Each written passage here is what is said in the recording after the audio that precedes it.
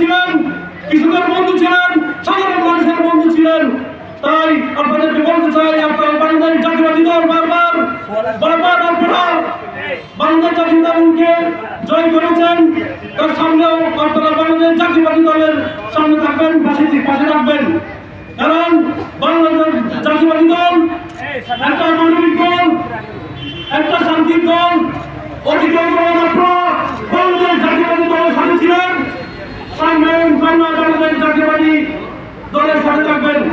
আসলে বক্তব্য দেওয়ার মতো অনেক কিছু আছে, কিন্তু সময় সংক্ষিপ্ত কারণে বক্তব্য দিতে পারি না বলে অনেক আবেগ। তাই আমি এই মুহূর্তে আমার সংক্ষিপ্ত বক্তব্য শেষ করলাম। বাংলাদেশ জিন্দাবাদ।